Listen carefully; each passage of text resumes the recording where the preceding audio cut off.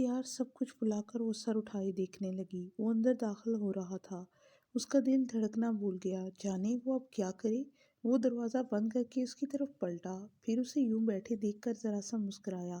السلام علیکم، کیسی ہو؟ آگے بڑھ کر بیڈ کی سائڈ ٹیبل دراز کھولی۔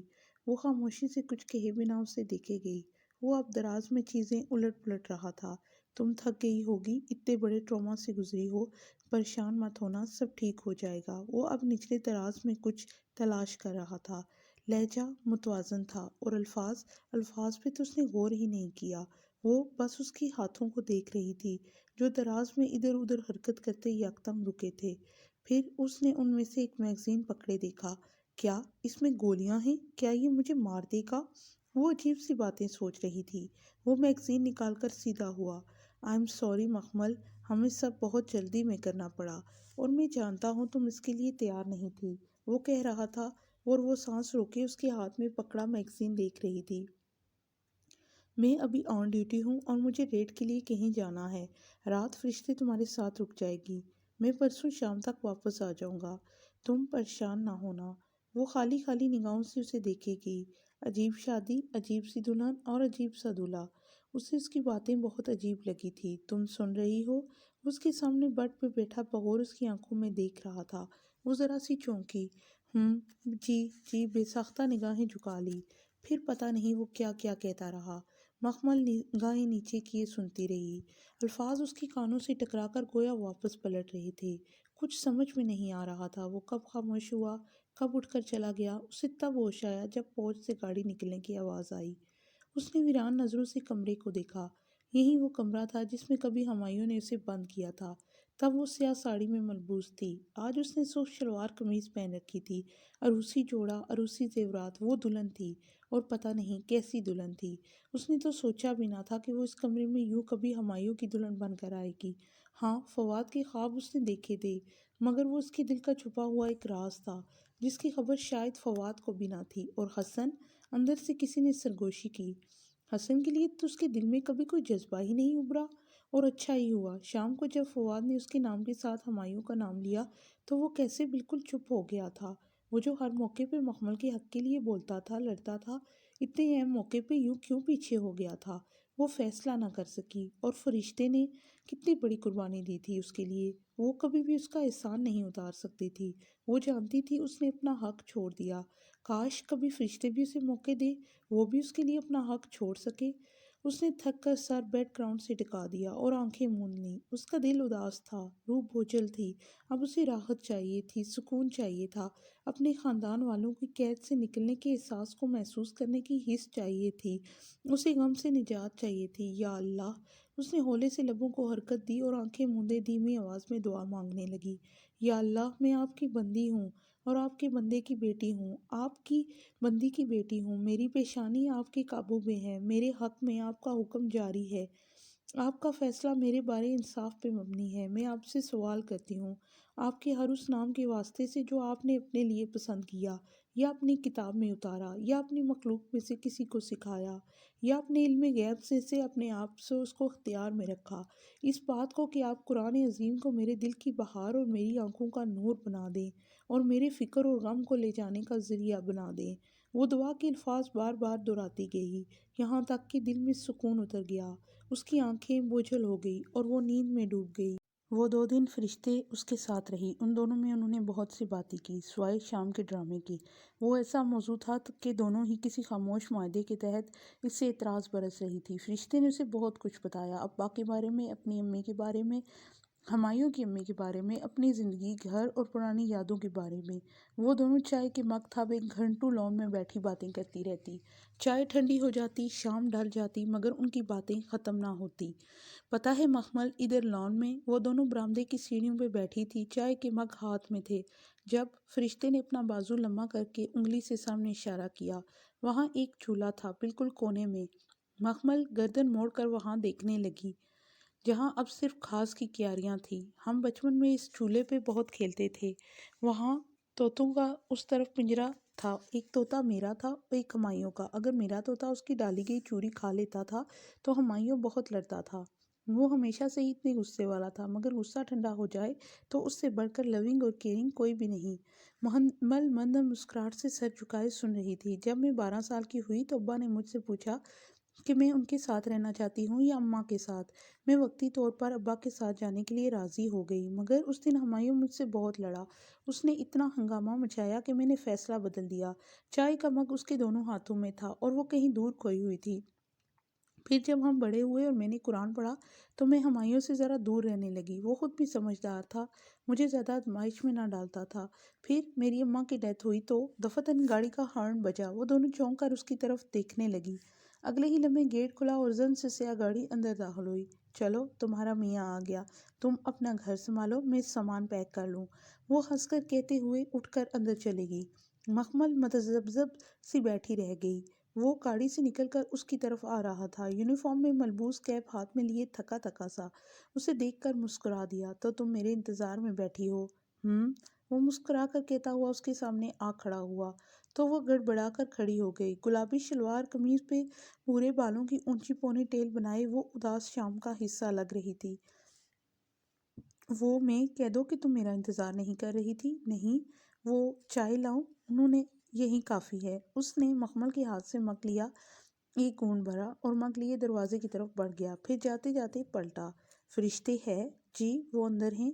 اوکے میں شاور لے کر کھانا کھاؤں گا، تم ٹیبل لگا دو، وہ کہہ کر دروازہ کھول کر اندر چلا گیا۔ وہ چند لمحے خاموش کھڑی کھلے دروازے کو دیکھتی رہی۔ وہ دروازہ بند کر کے نہیں گیا تھا۔ کیا اس کا مطلب یہ تھا کہ وہ اندر آ جائے؟ پہلے بھی تو وہ بغیر اجازت اس کی زندگی میں داخل کر دی گئی تھی، اب بھی چلی جائے تو کیا مذائقہ ہے؟ اس نے تلخی سے سر چٹکا اور کھلے دروازے سے اندر چلی آئی۔ لاؤنج کے سرے پہ سیڑھیوں کے قریب فرشتے اور ہمایوں کھڑے تھے۔ وہ اپنے بیگ کا ہینڈل تھامے سیاہ حجاب چہرے کے گرد لپیٹتے ہوئے انگلی سے ٹھوڑی کے نیچے آڑس رہی تھی۔ نہیں بس اب میں چلتی ہوں، کل مجھے کلاس لینی ہے، کم از کم کچھ دن تو تمہیں ادھر رہنا چاہیے۔ وہ دونوں باتیں کر رہے تھے، ان کی آواز بے حد مہندم تھی، مگر مخمل کو اپنا آپ ادھر بیکار لگا تو وہ سر جھکائے کچن میں چلی آئی۔ بلقیس جا چکی تھی، کچن صاف ستھرا پڑا تھا۔ اس نے چولہا جلایا اور کھانا گرم کرنے لگی۔ شاید وہ بھی اس گھر میں بلقیس کی طرح تھی، ایک نوکرانی۔ مخمل، فرشتے نے کھلے دروازے سے جھانکا۔ مخمل نے ہاتھ روک کر اسے دیکھا۔ وہ جانے کے لیے تیار کھڑی تھی۔ آپ مت جائیں فرشتے پلیز۔ وہ بے اختیار اور ہنسی سی ہو کر اس کے قریب آئی۔ اوہو میرا کزن بہت اچھا انسان ہے، تم کیوں پریشان ہو رہی ہو پاگل؟ اس نے ہولے سے اس کا گال تھپ تھپایا۔ مخمل چند لمحے اسے دیکھتی رہی، پھر یکایک اس کی آنکھ سے بری آنکھیں پانی سے بھر گئی۔ وہ جھک کر چولہے کو تیز کرنے لگی۔ مخمل کیا ہوا ہے؟ تم مجھے پریشان لگ رہی ہو۔ وہ ذرا فکر مندی سے اس کے پیچھے آئی۔ مخمل کی اس کی طرف پیٹھ تھی، فرشتے اس کا چہرہ نہیں دیکھ سکتی تھی۔ کسی کی شادی ایسے بھی ہوتی ہے جیسے میری ہوئی ہے؟ بہت دیر بعد وہ بولی تو آواز میں صدیوں کی یاس تھی۔ فرشتے کچھ نہ بولی تو وہ پلٹی۔ فرشتے نے بے یقینی سے اسے دیکھ رہی تھی۔ اسے لگا اس نے کچھ غلط کہہ دیا ہے۔ کیا؟ وہ گڑبڑا گئی۔ مخمل تم؟ حیرت کی جگہ خفگی نے لے لی تھی۔ کیا ہوا؟ تم بہت ناشکری ہو مخمل، بہت زیادہ۔ وہ جیسے غصے کو ضبط کرتے ہوئے تیزی سے مڑ گئی۔ فرشتے رکیں۔ مخمل بوکھلا کر اس کے پیچھے لپکی۔ وہ تیزی سے باہر نکل رہی تھی۔ اس نے اسے بازو سے تھاما تو وہ رک گئی، چند لمحے کھڑی رہی، پھر گہری سانس لے کر اس کی طرف گھومی۔ تمہیں ہمایوں مل گیا ہے مخمل، تم اب بھی ناخوش ہو؟ وہ بہت دکھی سی ہو کر بولی تھی۔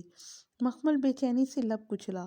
فرشتے اسے غلط سمجھ رہی تھی۔ نہیں، میں صرف اس خوشی کو محسوس کرنا، جسٹ اسٹاپ اٹ۔ وہ بہت خفا تھی۔ مخمل چپ سی ہو گئی۔ چند لمحے دونوں کے درمیان خوشی حائل رہی اور پھر فرشتے نے آگے بڑھ کر اس کے دونوں شانوں پہ اپنے ہاتھ رکھے اور وہ سب اپنے بالکل سامنے کیا۔ تم واقعی ہی ناخوش ہو؟ نہیں، مگر اس سب سے میرا دل کٹ کر رہ گیا ہے۔ لوگوں کی روح تو کٹ جاتی ہے مخمل، سب قربان ہو جاتا ہے، وہ پھر بھی راضی ہوتے ہیں، اور تم اب بھی شکر نہیں کرتی؟ اس کی سنہری آنکھوں میں سرخی سی نمی ابھری تھی۔ اس کے ہاتھ ابھی تک مخمل کے کندھوں پر تھے۔ نہیں، میں بہت شکر کرتی ہوں، مگر بس کچھ عجیب لگ رہا ہے جیسے۔ بس کرو مخمل۔ اس نے تعصب سے سر جھٹک کر اپنے ہاتھ اٹھائے اور تیزی سے بھاگتی ہوئی باہر نکل گئی۔ اسے یوں ہی شک سا گزرا کہ وہ رو رہی تھی۔ وہ دل محسوس کر کے رہ گئی۔ اس نے شاید فرشتے کو ناراض کر دیا تھا، لیکن وہ ٹھیک کہتی تھی کہ وہ واقعی ناشکری کر رہی تھی۔ صرف زبان سے الحمدللہ کہنا کافی نہیں ہوتا، اصل اظہار تو رویے کرتے ہیں۔ کدھر گم ہو؟ آواز پہ وہ چونکی۔ ہمایوں سامنے کاؤنٹر سے ٹیک لگائے کھڑا باغور اسے دیکھ رہا تھا۔ وہ جھجک سی گئی۔ فرشتے چلی گئی؟ وہ کاؤنٹر سے ہٹ کر فریج کی طرف بڑھا، اسے کھول کر پانی کی بوتل نکالی۔ جی فرشتے، بہت اچھی ہے وہ نا؟ اس نے ڈھکن کھول کر بوتل منہ سے لگائی۔ بیٹھ کر پئیں پلیز۔ وہ خود کو کہنے سے روک نہ سکی۔ وہ بوتل منہ سے ہٹا کر ہنس دیا۔ فرشتے نے تمہیں بھی اچھی لڑکی بنا دیا ہے۔ تو کیا پہلے میں بری تھی؟ وہ برا مان گئی۔ ارے نہیں، تم تو ہمیشہ سے اچھی تھی، مسکرا کر کہتی۔ اس نے پھر بوتل لبوں سے لگائی۔ مخمل نے دیکھا وہ بیٹھا نہیں تھا، اب بھی کھڑا ہو کر پانی پی رہا تھا۔ خود کو بدلنا آسان نہیں ہوتا، مگر کہ دوسرے کو بدلنا بھی کٹھن ہوتا ہے۔ اچھا یہ بتاؤ تمہارا دل کیوں کٹ کر رہ گیا تھا؟ اف، وہ بری طرح چونکی۔ وہ تو شاور لینے گیا تھا، کب آ کر سب سن گیا، اسے تو پتہ ہی نہ چلا تھا۔ وہ دراصل اس کا دل زور سے دھڑکا۔ گھر سے کسی نے کال نہیں کی تو وہ کیوں کریں گے کال؟ ان کی اس شادی میں مرضی شامل نہیں تھی، فرشتے نے بہت مشکل سے انہیں راضی کیا تھا۔ وہ اس بات پہ ابھی تک غصہ ہے آئی تھنک۔ وہ یکدم ٹھٹک گئی۔ فرشتے نے؟ اس نے فقرہ ادھورا چھوڑ دیا۔ اسے کتنی مشکل سے ان کو راضی کیا تم جانتی ہو؟ وہ پھر بوتل سے گھونٹ بھر رہا تھا۔ وہ دم بخود سے اسے دیکھی گئی۔ کیا وہ کچھ نہیں جانتا؟ اسے نہیں معلوم کہ کیسے ان دونوں نے فواد کے دیے دستخط پہ دستخط کیے تھے؟